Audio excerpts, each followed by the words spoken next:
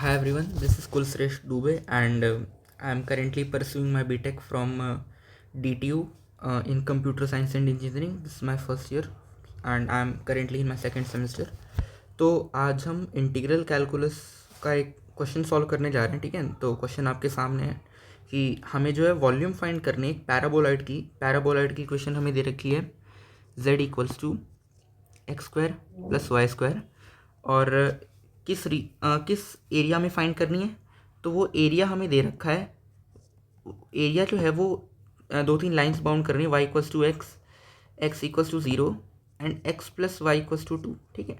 यार इसका सिग्निफिकेंस समझने की कोशिश करते हैं, थोड़ा सा ज्योमेट्रिकल इंटरप्रिटेशन की बात करूँ अगर, तो ये बताना क्या चाह रहा है। अगर मैं थोड़ा सा इसका फिगर ड्रॉ करने की ट्राई करूँ तो let's say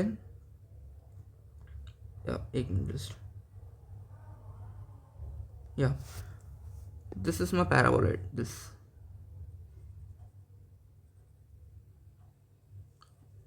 is my paraboloid। तो ये इन्फिनिटी तक एक्सटेंड करेगा, बट ठीक है, हमें तो एक छोटा सा पार्ट चाहिए इसका, तो हमने ले लिया, right. This is my z axis, this is x axis and this is y axis है, या तो ये एक पैराबोलॉइड है एंड ये जो है ये कुछ वॉल्यूम बाउंड करेगा। वॉल्यूम किस एरिया में बाउंड करेगा, तो वो एरिया जो है वो ये तीन लाइन्स हमें दे रखे हैं, y equals to x, x equals to zero and x plus y equals to two. That means ये रीजन होगा। अगर मैं एक्स वाई रीजन को इसके प्लॉट करने की ट्राई करूँ तो वो कुछ ऐसा दिखेगा, जहाँ पे जो है मेरी जो एरिया एग्जिस्ट कर रहा होगा, जिस पे मुझे वॉल्यूम कैलकुलेट करना है, तो वो एरिया कुछ ऐसा होगा। देखो, y axis, x axis, x equals to zero line मतलब y axis, right. Y equals to x line मतलब कि कुछ ये लाइन आएगी, ये तो थोड़ा सा एक्सटेंड कर देते हैं, राइट। और x plus y equals to two जो लाइन होगी वो कहीं यहाँ होगी, कुछ ऐसी या ये मेरी लाइन होगी, राइट। सो अगर मैं इसको लिखना चाहूँ इंटरसेक्शन पॉइंट से, ये तो 1,1 हो जाएगा, x equals to zero, y equals to x और x plus y equals to two, this is my region, ठीक है। अगर इस क्वेश्चन यहाँ पे मैं प्लॉट करना चाहूँ तो ये कुछ ऐसा सा आएगा, रीजन है ना, वाई है और एक्स एक्सिस है, तो हाँ ऐसा कुछ, तो ये मेरी लाइन होगी एंड वहीं ऐसे लाई करेगा, तो ये रीजन होगा, राइट। तो ये जो रीजन है ना, ये जो रीजन एरिया बाउंड, इस पे जो वॉल्यूम बाउंड कर रही है, ये वॉल्यूम मुझे कैलकुलेट करनी है, ये चीज़ मुझे कैलकुलेट करना है, ठीक है। तो ये मैं कैसे कैलकुलेट करूँगा, तो I will be using double integral, ठीक है। By double integral volume, how we calculate volume, तो we use double integral z dx dy, right, where z is my paraboloid, the equation of paraboloid which is x square plus y square dx dy. Now I will be deciding the limits of x and y, right. So we can write it like this also, no problem in that। अगर हम d y by d y into d x भी लिख दें तो भी कोई दिक्कत नहीं है, ठीक है। तब हम पहले एक्स पे लिमिट डिसाइड कर रहे हैं, और अब यहाँ इस केस में हम पहले एक्स पे लिमिट डिसाइड कर रहे हैं, फिर वाई पे, यहाँ पे हम पहले वाई पे लिमिट डिसाइड करें देन एक्स पे। बट ये बात हमें बहुत अच्छे से पता है, जो कि हमें इस टॉपिक के स्टार्टिंग में ही बताई जाती है, कि मल्टीपल इंटीग्रल्स के केस में ऑर्डर चेंज करने पे कोई बदलाव नहीं आता उनके आंसर पे, राइट। बल्कि कुछ केसेस में तो काम हमारा और सिंप्लीफाई हो जाता है। सो लेट्स से, चलो मैं ये वाला इंटीग्रल ले रहा हूँ, ठीक है ना, इसको मैं अभी रखता हूँ ऐसे ही। तो इस पे मैं पहले x पे लिमिट डिसाइड करूँगा, तो यार x पे जो मेरी लिमिट आएगी, ध्यान से देखो, हम लिमिट कैसे डिसाइड करते हैं वो भी आपको पता होना चाहिए। हम जब भी लिमिट डिसाइड करते हैं तो हम देखते हैं कि हम पहले, जैसे मैं x पे पहले लिमिट डिसाइड कर रहा हूँ, तो मैं x एक्सिस के अराउंड, x एक्सिस के पैरेलल ऐसे लाइन्स ड्रॉ कर लूँगा ऐसे, ठीक है। और मैं देखूँगा कि ये जो लाइन्स हैं ये इस रीजन को बाउंड करने वाले जो कर्व्स हैं उनको कहाँ पे इंटरसेक्ट कर रही होंगी, ठीक है। दोबारा मैं बोलता हूँ, जिस भी पॉइंट पे मुझे, जिस भी वेरिएबल की मुझे पहले लिमिट डिसाइड करनी होगी, उसको मैं देखूँगा, उसके अलॉन्ग में पैरेलल लाइंस ऐसे डालूंगा। लेट से मैं पहले यहाँ पे एक्स एक्सिस डी एक्स की लिमिट डिसाइड कर रहा हूँ एक्स की, तो मैं एक्स एक्सिस के अलॉन्ग पैरेलल लाइंस डालूंगा एंड देन मैं देखूंगा कि ये जो पैरेलल लाइंस मैंने डाली हैं ये इस रीजन की बाउंड्रीज को कहाँ पे इंटरसेक्ट कर रही है, ठीक है ना। तो जैसे अगर मैंने यहाँ पे लाइन खींची एक एक्स एक्सिस के पैरेलल, मुझे क्या दिखा कि ये एक इस लाइन को और एक इस लाइन को इंटरसेक्ट कर रही है, ठीक है। ये लाइन क्या है, ये लाइन मेरी x इक्वल्स टू 0 है, और ये लाइन क्या है, ये लाइन मेरी जो है वो x इक्वल्स टू वाई है। अच्छा, पहले x इक्वल्स टू 0 को इंटरसेक्ट कर रही है, उसके बाद x इक्वल्स टू वाई को कर रही है। लेफ्ट टू राइट हम जाते हैं, हमेशा ध्यान रखना, हम लेफ्ट टू राइट लाइन्स को ड्रॉ करते हैं, तो हम लेफ्ट वाले जो पहले लेफ्ट आए उसको लोअर लिमिट मानते हैं, और जो बाद में आया उसको अपर लिमिट मानते हैं। तो x पे जो लिमिट आ जाएगी वो मेरी क्या आ जाएगी दोस्त, वो आ जाएगी x इक्वल्स टू 0 से लेकर x इक्वल्स टू वाई। अच्छा, y पे कहाँ, अच्छा अब यहाँ पे ध्यान से देखो, यहाँ पे थोड़ा सा और देखने वाली बात है कि एक तरफ तो मैंने लाइन डाली ऐसे पैरेलल, तो वो x इक्वल्स टू 0 पे इंटरसेक्ट करी और x इक्वल्स टू वाई पे, ठीक है ना। लेकिन अगर मैं थोड़ा सा ऊपर चला गया, मैं यहाँ चला गया इस रीजन में, तो मुझे क्या दिखा कि ये इस पैरेलल लाइन ने इस बाउंड्री को x इक्वल्स टू 0 पे तो काटा, लेकिन अब x इक्वल्स टू वाई पर नहीं काटा, अब x plus y equals to 2, बोले तो x equals to 2 minus y पे काटा। Point to be noted. ये एक बाउंड्री खींच लेता हूँ, लेट से मैं थोड़ा सा, ये देखो एक मिनट, देखो एक बाउंड्री खींच ली मैंने, ठीक है ना। इस बाउंड्री तक, इसके नीचे जब मैं पैरेलल लाइन डाल रहा हूँ तो वो पहले x इक्वल्स टू 0 पे इंटरसेक्ट कर रही है, उसके बाद x इक्वल्स टू वाई को इंटरसेक्ट कर रही है। लेकिन जैसे ही मैं इस बाउंड्री के ऊपर चला जाता हूँ तो ये जो मेरी पैरेलल लाइन्स हैं एक्स एक्सिस के लॉन्ग, ये x इक्वल्स टू 0 को पहले इंटरसेक्ट कर रही हैं और x equals to 2 minus y को कर रही हैं बाद में। डैट मीन्स यहाँ पे दो डबल इंटीग्रल्स बनेंगे। दो डबल इंटीग्रल कैसे, एक तो बनेगा एक्स स्क्वायर प्लस वाई, एक रीजन 1 को शो करने के लिए बनेगा और एक रीजन 2 को शो करने के लिए बनेगा, ठीक है। प्लस आएगा यहाँ पे, सॉरी, या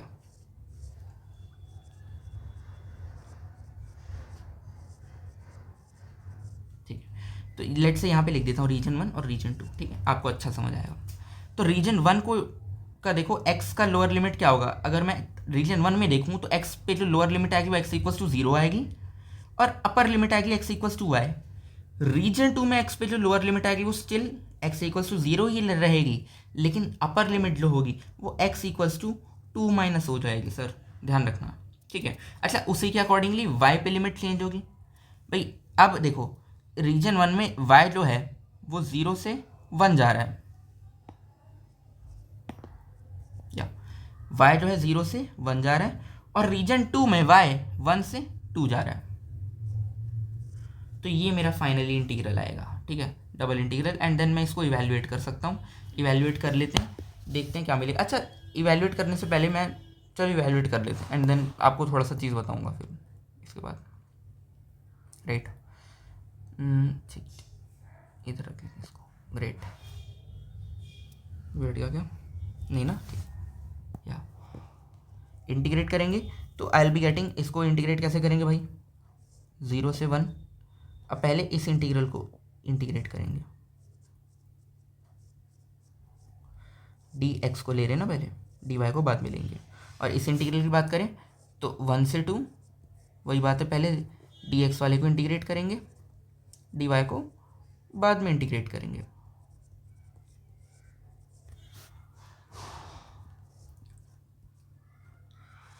भाई x square into D S is x cube by 3, और वाई स्क्वायर के लिए तो कांस्टेंट है तो वाई स्क्वायर एक्स आ जाएगा। 0 से वाई डी वाई प्लस 1 से 2 x cube by 3 plus y square x, 0 से 2 minus y d y, y cube by 3 plus y cube d y, और बाद में तो 0 आ जाएगा सब, तो ठीक है, तो उसको मैं हम नहीं लिखते, ठीक है ना, थोड़ा सा फास्ट कैलकुलेशन करने की ट्राई करते हैं।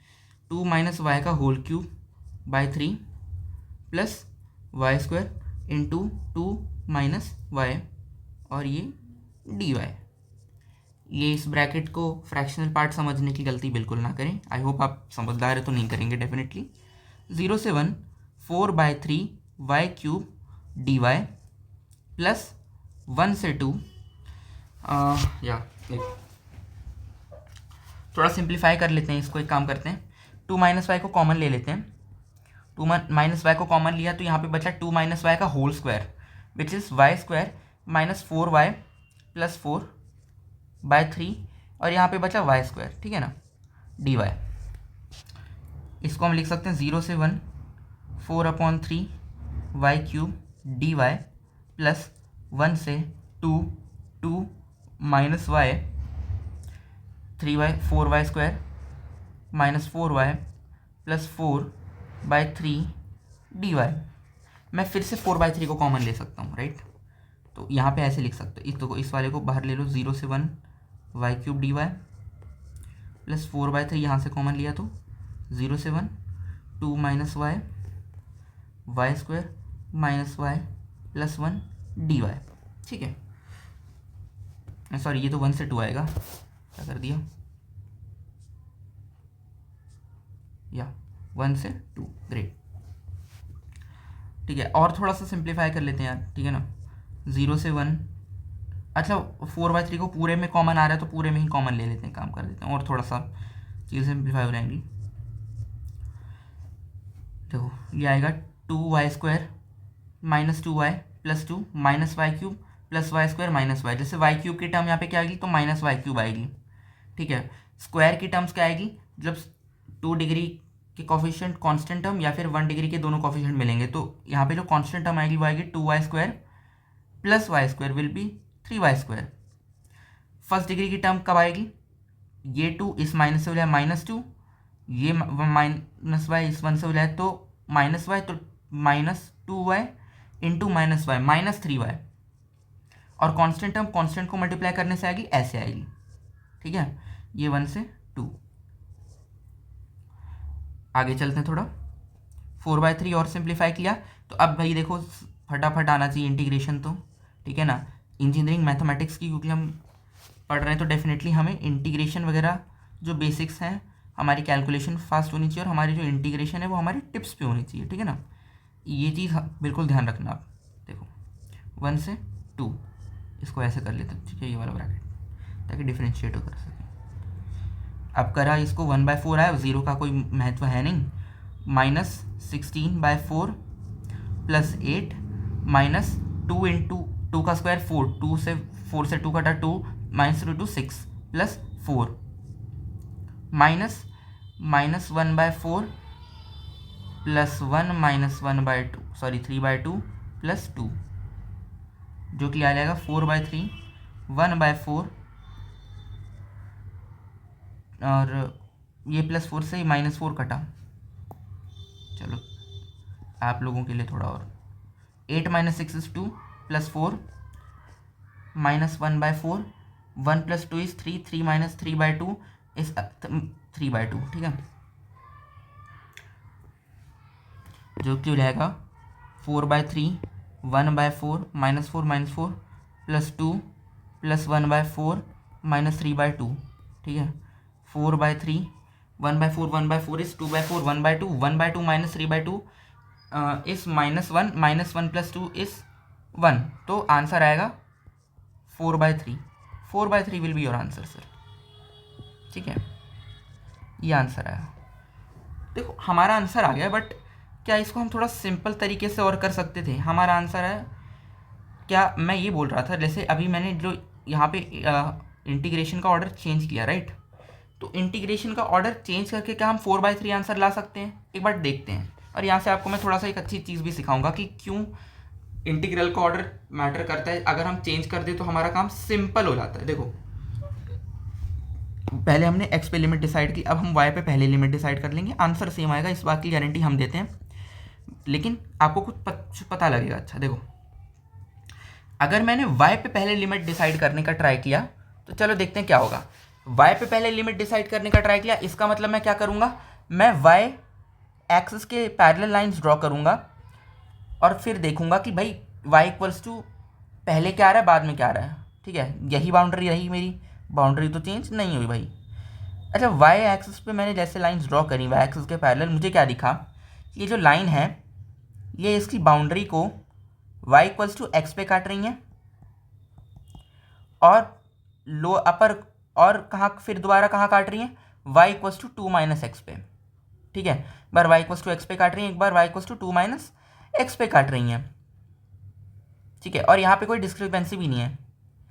इसका मतलब यहाँ पे एक ही डबल इंटीग्रल फॉर्म होगा, हमें दो डबल इंटीग्रल इवेलुएट करने की ज़रूरत नहीं है सर।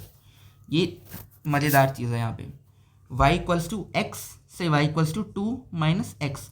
एक्स कहाँ से कहाँ वेरी कर रहा है, तो यहाँ पे भाई देख लो ये मेरा x है ना, तो x जो है वो 0 से 1 ही वेरी कर रहा है, तो ये 0 से 1 आ गया। यहाँ पे अच्छी बात क्या हुई, मुझे एक ही डबल इंटीग्रल इवेलुएट करना हुआ, मेरे को दो डबल इंटीग्रल इवेलुएट नहीं करने हुए। तो ये होता है चेंज ऑफ ऑर्डर कभी कभार करने का फ़ायदा, जब हम ऑर्डर ऑफ इंटीग्रल को चेंज कर लेते हैं। आप देखो आंसर सेम ही आएगा, आंसर में कोई बदलाव नहीं आएगा, इतना मुझे भरोसा है, because I trust my mathematics and I trust mathematics, not my mathematics, I trust mathematics. तो देखो इसका आंसर क्या आएगा, x square y plus y cube by 3। हमने क्या किया, x से 2 माइनस एक्स डी एक्स। और देखो यहाँ पे एक लिमिट तो ज़ीरो है, अच्छी बात और है, ये देखो एक लिमिट ज़ीरो है तो मेरे को ज़्यादा दिक्कत भी नहीं होगी।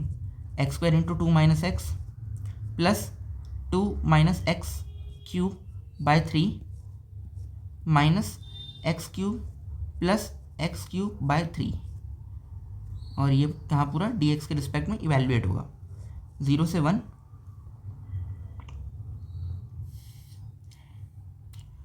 X square into 2 minus x plus 2 minus x का whole cube minus 4 x cube by 3 d x.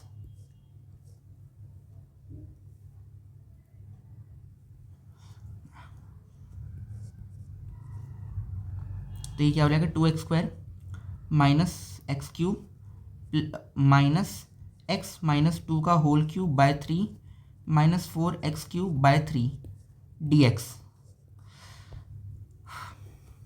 तो देखो इसको अब आप इंटीग्रेट करो तो you will be getting 2 by 3 x cube minus x to the power 4 by 4 minus x minus 2 की power 4 by 12 minus 4 by 3 into 4 x to the power 4, 0 से 1। आपको पता है भैया ज़ीरो करके तो ज़ीरो ही आएगा, नहीं हर में नहीं आएगा, ठीक है, ध्यान रखना ये बात, इसमें नहीं आएगा। तो थोड़ा सिंप्लीफाई कर लेते हैं। हाँ, तो 1 को जब पुट किया तो हमें मिला 2 by 3 minus 1 by 4, 1 minus 2 is minus 1, तो माइनस 1 बाय 12, ठीक है, माइनस 1 की पावर 4 और माइनस 1 बाय 3।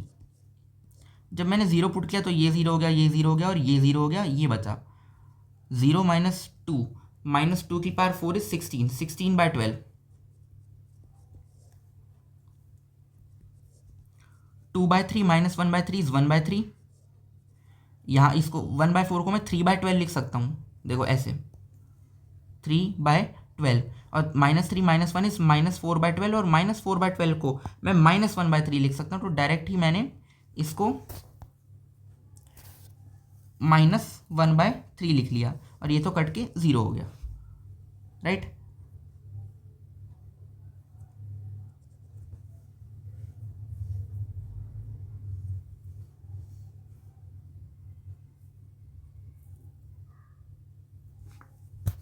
यहाँ पे ध्यान देने वाली बात यह है, गलती क्या हुई हमसे, माइनस ऑफ माइनस 16 बाय 12 आएगा, ठीक है। तो देखो माइनस माइनस प्लस 16 बाय 12, और 16 बाय 12 क्या होता है, 4 बाय 3, यही मेरा आंसर है, ठीक है। तो देखो हमने प्रूव कर दिया, और यहाँ पे अच्छी बात क्या है कि मुझे एक ही इंटीग्रल इवेलुएट करना हुआ, दो इंटीग्रल इवेलुएट करने नहीं हुए, ठीक है ना। तो यहाँ पे ये अच्छी चीज़ थी।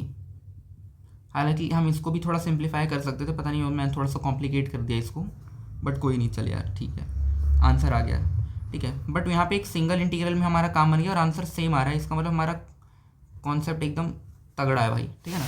तो thank you so much, I hope आपको समझ आया होगा और अच्छे से इन डेप्थ अंडरस्टैंडिंग हुई होगी कॉन्सेप्ट की। तो आगे भी और ऐसे क्वेश्चंस को समझने के लिए और ऐसे क्वेश्चंस देख के सॉल्यूशंस डिटेल में जानने के लिए आप फॉलो कर सकते। Thank you so much.